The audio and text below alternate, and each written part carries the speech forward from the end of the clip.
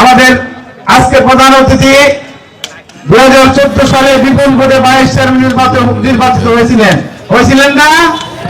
কিন্তু তাকে কুশলী মহল ফেসিবাদের দূষণ তাকে উপজেলা আসতে দেয় না। আজকেও কিন্তু মাঝে মধ্যে বলে যে একটু আগে এক ভাই বলছেন যে সেনাবাহিনী চলে গেলে নাকি আর উঠতে দিবে না। আরে এটা কি মামুন বাড়ির লাড়ু? বারবার তুমি ধান খেয়ে যাও, এই ধান খাওয়া হবে না।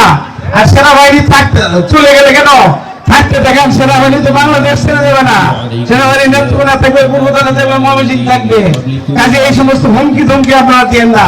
এই সমস্ত হুমকি ধমকির তার পূর্বতলাবাসী আছে না, পূর্বতলাবাসী হাড়গুল গুঁড়া করে দিবে যারা দুধে ভাষণ পরিষদে ঢুকতে পূর্বতলাবাসীর জনতা যারা বাধা দিবে তার হাড়গুল ভেঙে চুরমার করে দিবে ইনশাআল্লাহ। প্রচেষ্টায় এই বিজয় অর্জন করা সম্ভব হয়েছে। এই জন্য অবনত মস্তকে আমি রব্বুল আলামিনের শুকরিয়া জ্ঞাপন করছি। আপনারা সকলে কালিমাতুশ শুকর আদায় করুন, সবাই বলুন আলহামদুলিল্লাহ। সাথে সাথে আমি পূর্ববাসীর প্রতি কৃতজ্ঞতা জ্ঞাপন করছি যে আপনারা আমাকে ভোট দিয়ে বিজয়ী করেছেন। এই যে বিজয়টা, আপনারা যে ভোটটা আমাকে দিয়েছেন একান্তই ভালোবেসে দিয়েছেন। কোন কিছুর বিনিময়ে আপনারা আমাকে ভোটটা দেন না। কোন বিনিময়ে আমি দিয়ে বলছি আপনাদেরকে আমি কারো থেকে টাকা দিয়েছি, কোন জিনিসপত্র দিতে পেরেছি? কিছুই দিতে পারে নাই। বরং ইলেকশনের যে খরচটুকু হয়েছে সেই খরচগুলো আপনারা আপনাদের নিজের পকেট থেকে করেছেন অনেক ক্ষেত্রে, ঠিক না? আমি তো আপনাদেরকে খরচ দিতে পারি নাই, পারিনি।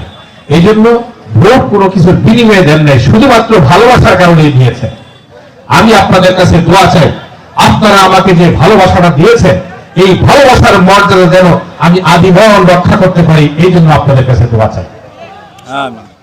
প্রিয় ভাইরা আমার, আমরা অনেক কথা এখানে শুনছেন, হুমকি ধমকির কথা। কিছু হুমকি ইলেকশন আগেও ছিল, আপনাদের ছিল না? 13 তারিখ থেকে আপনারা আর পূর্বতলায় থাকতে পারবেন না, বসত বাড়ি করতে পারবেন না, ছিল না? এখানে তো আছেন আপনারা নাকি?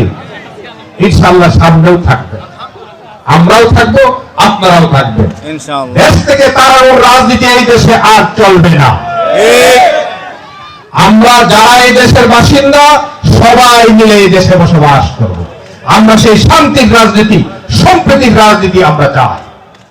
কথা ঠিক না? এই জন্য যারা আমাকে ভোট দিতে পারেন নাই তারাও এই দেশে থাকবে, কোনো অসুবিধা নেই। তাদের সঙ্গেও আমরা ভালো আচরণ চাই। তাদের জন্য নাগরিক যে অধিকার, আমার কাছে যে অধিকার তাদের প্রাপ্য, সেই অধিকার তারা নির্বিঘ্নে পাবে, সেখানে কোনো প্রকারের বাধা বিপত্তি আসবে না ইনশাআল্লাহ। এই জন্য এই হুমকি ধমকির রাজনীতি, প্রতিহিংসার রাজনীতি বিগত দিন চলে গিয়েছে। এটা 5ই আগস্টে এই দেশ থেকে বিদায় হয়ে গেছে।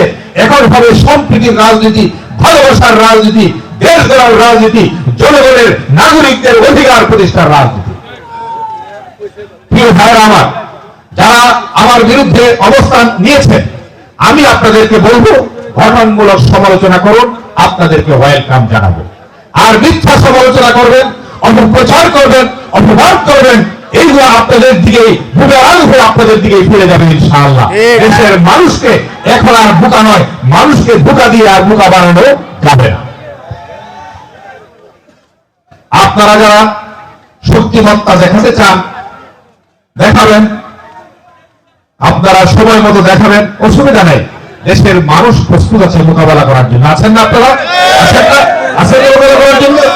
আমরা সম্মিলিত ভাবে সেগুলো মোকাবেলা করব ইনশাআল্লাহ। বদর যুদ্ধের মাস এটা। আজকে 17 রমজান। কিসের মাস এটা? বদর যুদ্ধের মাস।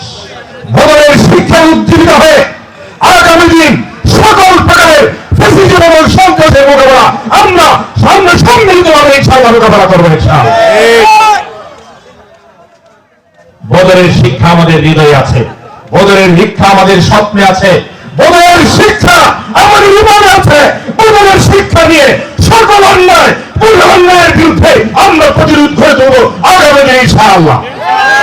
আরো রক্তচক্ষু, আরো উপযুক্ত জবাব আমরা দিব ইনশাআল্লাহ।